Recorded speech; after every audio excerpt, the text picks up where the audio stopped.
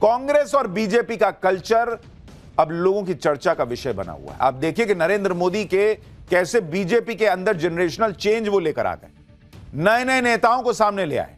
BJP अध्यक्ष के तौर पर 45 साल के नितिन नवीन को लेकर चले आए, क्योंकि नरेंद्र मोदी को का विजन है कि भाई हमको सत्ता में रहना है, हमको 2047 के लिए काम करना है, तो अध्यक्ष भी तो नया बना दे भाई। देश के बड़े बड़े राजनीतिक दलों में कहीं 45 साल का अध्यक्ष ही नहीं है। और आप सबकी उम्र कंपेयर कर लीजिए भाई। कांग्रेस के अध्यक्ष मल्लिकार्जुन खड़गे, मैंने बोला ना 80 के ऊपर, 83 साल के हैं भाई साहब। Sonia Gandhi chairperson of Congress parliamentary party, 78 साल की। लालू यादव 77 साल के पार्टी प्रेसिडेंट है आरजेडी के। ममता बनर्जी 71 साल की है, टीएमसी की प्रमुख है। चंद्रबाबू नायडू 75 साल के हैं, टीडीपी के प्रमुख हैं। नीतीश कुमार 74 साल के हैं, जेडीयू के कर्ता धर्ता है। एमके स्टालिन 72 साल के हैं, डीएमके के प्रमुख। मायावती 70 साल की हैं, बीएसपी प्रमुख। अरविंद केजरीवाल 57 साल के हैं, आम आदमी पार्टी के मुखिया। और अखिलेश यादव 52 साल के हैं, सपा प्रमुख। यानी बीजेपी के अंदर सबसे कम उम्र के प्रेसिडेंट को मौका दिया गया है। आप यह भी देखिए कि कैसे कांग्रेस की गाड़ी एक ही परिवार के इर्द गिर्द घूमती है। बीजेपी का कल्चर यह है कि वहां लगातार पार्टी प्रमुख बदलते रहते हैं। भाई नितिन नवीन के प्रेसिडेंट बनने से बीजेपी के हर कार्यकर्ता को मैसेज चला गया है कि कल को मेरा नंबर भी आ सकता है, तो वो उस उत्साह से ना काम करेगा। कांग्रेस में क्लियर है कि भाई 4-6 लोग ऊपर हैं, उनके अलावा किसका मौका आना है।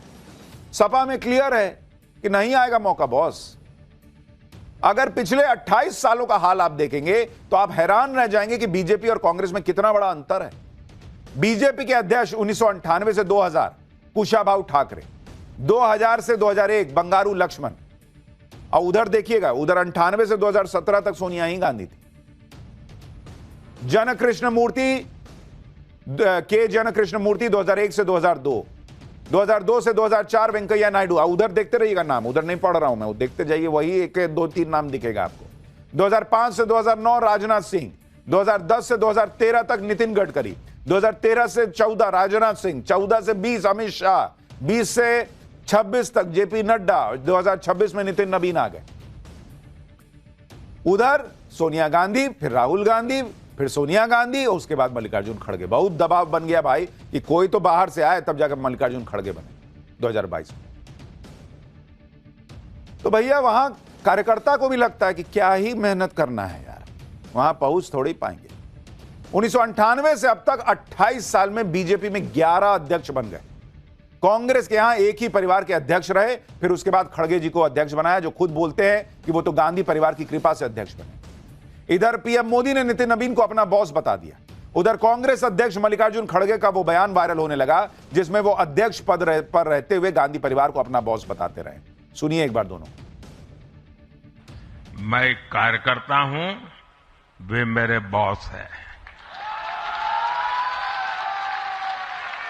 मेरे को बनाने वाले यहाँ बैठे हैं, श्रीमती सोनिया गांधी जी। मुझे जो अध्यक्ष पद मिला वो भी श्रीमती सोनिया गांधी जी और राहुल गांधी जी के कहने पे, यानी उनके सपोर्ट से ही मुझे मिला। भाई वो फर्क दिख रहा है, लोग चर्चा कर रहे हैं। यहां मोदी अपना बॉस बता रहे हैं नितिन नवीन को, वहां खड़गे कह रहे हैं कि भाई मेरे बॉस तो एक तरीके से यही कह रहे हैं कि सोनिया जी और राहुल जी। बीजेपी और कांग्रेस का यह फर्क, एक तरफ नरेंद्र मोदी 45 साल के अध्यक्ष को बॉस बोलने को तैयार है, वहां 83 साल के व्यक्ति को भी सोनिया गांधी को बॉस बताना पड़ता है। कांग्रेस में बहुत सालों के बाद परिवार के बाहर का जो अध्यक्ष बनाया गया, वो खुद मानता है कि गांधी परिवार की कृपा से अध्यक्ष बना है। सिर्फ कांग्रेस ही नहीं, इंडी गठबंधन में बहुत ऐसी पार्टियां हैं जहां बाहर के किसी अध्यक्ष के बारे में आप सोच नहीं सकते। जैसे अगर आप देखिए, आप इसका अनुभव देखिए, फिर आपको बीजेपी का प्लान बताता हूं, पार्टी और कितने साल से अध्यक्ष, ये भी आप देखिए। जैसे है आरजेडी, उसमें लालू यादव भाई, वो 1997 से अध्यक्ष हैं। 1997 से अब तक 2026 आ गया, लालू यादव ही आरजेडी के अध्यक्ष है। इसी तरीके से आप समाजवादी पार्टी को देखिए, इसमें Mulayam Singh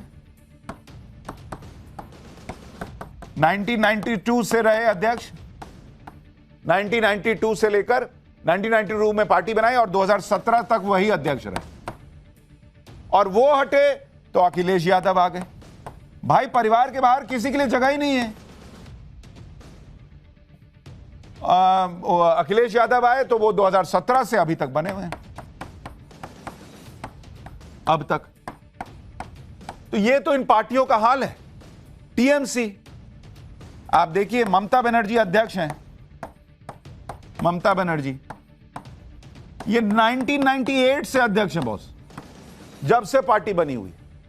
DMK MK Stalin 2018 से पार्टी प्रेसिडेंट है, उनसे पहले उनके पिताजी एम करुणानिधि वो 50 साल पार्टी के अध्यक्ष रहे। आम आदमी पार्टी अरविंद केजरीवाल 2012 से पार्टी के नेशनल कन्वीनर हैं।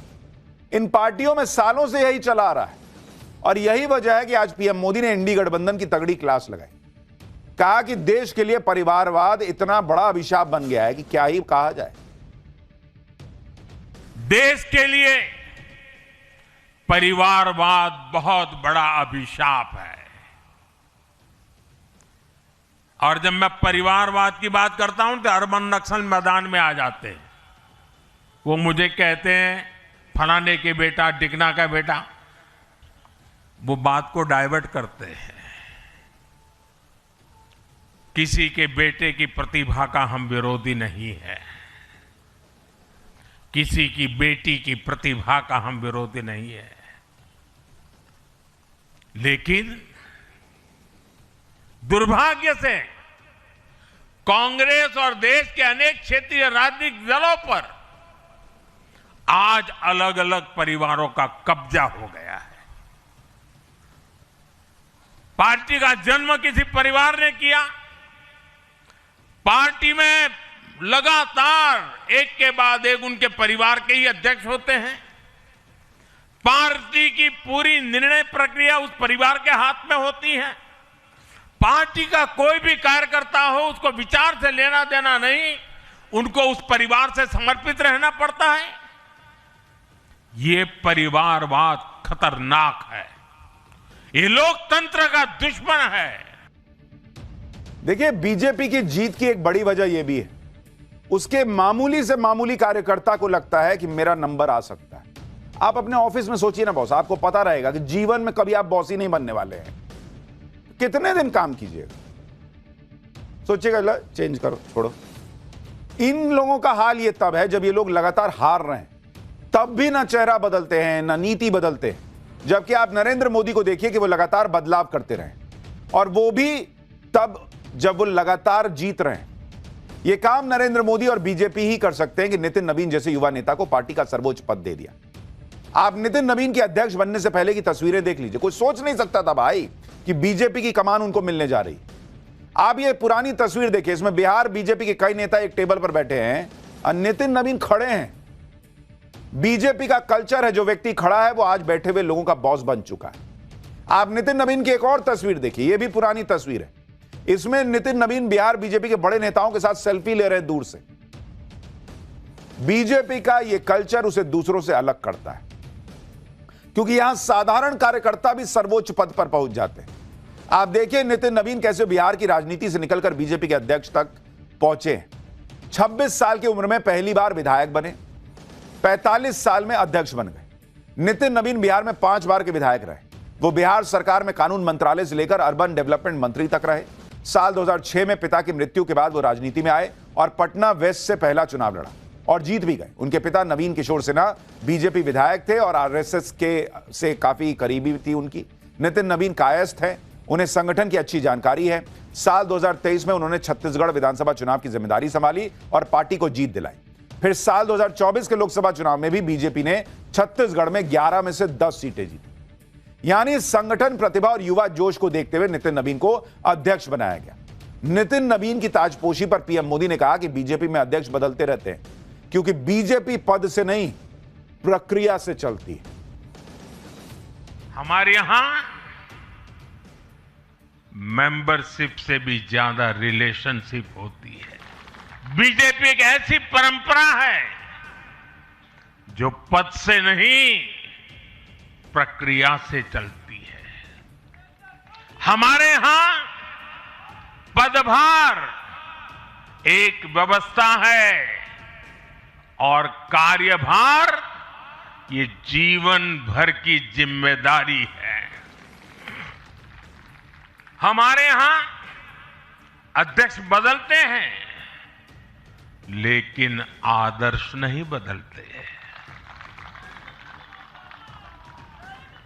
नेतृत्व बदलता है लेकिन दिशा नहीं बदलती। यानी बीजेपी उस ट्रेन की तरह है जिसकी नीतियों की पटरी तय है। ड्राइवर किसी को भी बैठाइएगा वो उसी तरीके से चलेगी रफ्तार से। कांग्रेस का हाल यह है कि वहां ड्राइवर फिक्स है। ट्रेन बदल दीजिए, ट्रेन का इंजन बदल दीजिए, बोगी बदल दीजिए, पटरी उखाड़ के इधर से उधर कर दीजिए, सब बदल जाएगा, ड्राइवर नहीं बदलता। यार मैं ही चलाऊंगा, गांधी परिवार चलाएगा भाई। बीजेपी का क्या कल्चर है यह पीएम मोदी ने बता दिया, लेकिन कांग्रेस का हाल क्या है उसकी कुछ तस्वीरें देखिए। यह तस्वीर दिसंबर 2023 की है। हैदराबाद में एक रैली के दौरान तेलंगाना के सीएम रेवंत रेड्डी ने अपने परिवार के साथ सोनिया गांधी के पांव छुए, जबकि सोनिया गांधी के साथ मल्लिकार्जुन खड़गे भी बैठे हुए थे। लेकिन रेवंत रेड्डी ने पहले सोनिया गांधी के पांव छुए और फिर बगल में बैठे मल्लिकार्जुन खड़गे से हाथ मिलाया।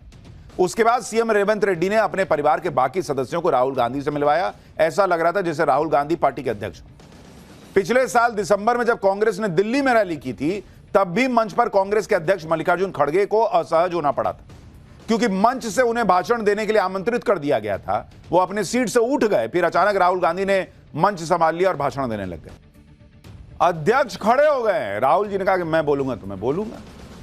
कांग्रेस में यह सब आम बात है, अध्यक्ष कोई भी बने, जलवा गांधी परिवार का ही रहता है। लगातार हार के बाद भी परिवार के प्रति पार्टी का मोह ही खत्म नहीं हो रहा। आज पीएम मोदी ने भी चेताया कि कांग्रेस तो हार की समीक्षा से भी डरती है, क्योंकि फिर एक परिवार पर आंच आ जाएगी। लेकिन ऐसा लगता है कि कांग्रेस खुद को बदलने को तैयार नहीं है। सुनिए एक बार। अरे वो आपस में क्या खेलना है उनको वो खेलते रहें। मोहन भागवत कभी किसी का बॉस बन जाता है, कभी मोदी किसी के बॉस बन जाते हैं, हमें कोई मतलब नहीं उससे। संतों के आंसू गिर रहे हैं आज, और ये बॉस बॉस खेल रहे हैं। ये क्या बिग बॉस का गेम चल रहा है यहां? ये मेरे बॉस हैं, मैं उनका बॉस हूं, क्या है ये? जो हिंदू धर्म के सबसे बड़े बॉस हैं वो आंसू गिरा रहे हैं और इनको बिग बॉस खेलने की सूझ रही है। कौन बॉस है कौन कार्यकर्ता है तो सारा देश देख रहा है। ना जरूर दिखाई देता है कि उनको अध्यक्ष कैसा चाहिए उन्होंने अपना बना लिया। जिस कांग्रेस के राज में सबसे बड़े बॉस प्रभु श्री राम को काल्पनिक बता दिया गया था, उनको आज इंसानों को बॉस सुनकर बड़ी आग लग रही है। जो भगवान श्री राम सबसे बड़े बॉस, उनको काल्पनिक बताते थे बॉस। कांग्रेस को यह सब मजाक लग रहा है। लेकिन आप तस्वीरें देख लीजिए। जिस वक्त नितिन नवीन की ताजपोशी हुई उस वक्त मंच पर सारे बड़े नेता थे। पीएम मोदी, अमित शाह, जेपी नड्डा, राजनाथ सिंह, नितिन गडकरी, सारे बड़े नेता नितिन नवीन की अगुवाई करके मैसेज दे रहे थे। नितिन नवीन इस पद पर निर्विरोध चुने गए। संगठन चुनाव का जिम्मा संभाल रहे बीजेपी के रिटर्निंग ऑफिसर के लक्ष्मण ने अध्यक्ष पद के चुनाव के नतीजे घोषित किए और नितिन नवीन को सर्टिफिकेट ऑफ इलेक्शन सौंपा। यह बात तो सही है कि पीएम मोदी फ्यूचर की प्लानिंग करके चलते हैं और पीएम मोदी के विजन को पूरा करने की कड़ी में ही नितिन नवीन जैसे युवा नेता को कमान दी गई है। पीएम मोदी ने नितिन नवीन को मिलेनियन बताया। वो जनरेशन वो जो 80 और 90 के दशक में जन्मा है। साल 1980 में बीजेपी का गठन हुआ था। इसी साल नितिन नवीन का जन्म हुआ था। नितिन नवीन की ताजपोशी के साथ साथ पीएम मोदी ने बंगाल को लेकर बड़ा मैसेज भी दिया। ममता बनर्जी से बंगाल जीतना इस वक्त नरेंद्र मोदी का सबसे बड़ा मिशन है। नितिन नवीन का पहला चैलेंज बंगाल है। आज पीएम मोदी ने घुसपैठियों का जिक्र करके ममता बनर्जी की पॉलिटिक्स को घेर दिया और क्लियर मैसेज दे दिया कि नितिन नवीन के अध्यक्षता में बीजेपी को अब बंगाल जीत कर दिखाना है। आज देश के सामने एक बहुत बड़ी चुनौती घुसपैठियों की है, आबादी के असंतुलन की है। दुनिया के धनवान देश, समर्थ देश, वे भी अपने देश में जो घुसपैठिए हैं उनकी जांच पड़ताल कर रहे हैं और उनको पकड़ पकड़ करके निकाल रहे हैं। पूरी तरह से आश्वस्त हैं कि भाजपा का कार्यकर्ता अपने संघर्ष और परिश्रम के बल पर इन 5 राज्यों में सशक्त भाजपा का नेतृत्व प्रदान करने जाएगा। और हम हमेशा विश्वास करते हैं कि हमें अपनी आस्थाओं के केंद्र के लिए और सनातन परंपराओं को केंद्र को बचाने की लड़ाई अगर लड़नी है तो निश्चित रूप से अपने देश को सुरक्षित रखने की लड़ाई लड़नी है तो इन 5 राज्यों में हमें एक मजबूत ताकत बन के आना है। यानी नरेंद्र मोदी से लेकर बीजेपी के नए अध्यक्ष ने क्लियर कर दिया कि आने वाले 5 राज्यों के चुनाव उनके लिए इंपॉर्टेंट हैं, वहां जीत दर्ज करनी है और सनातन को साथ लेकर चलना है।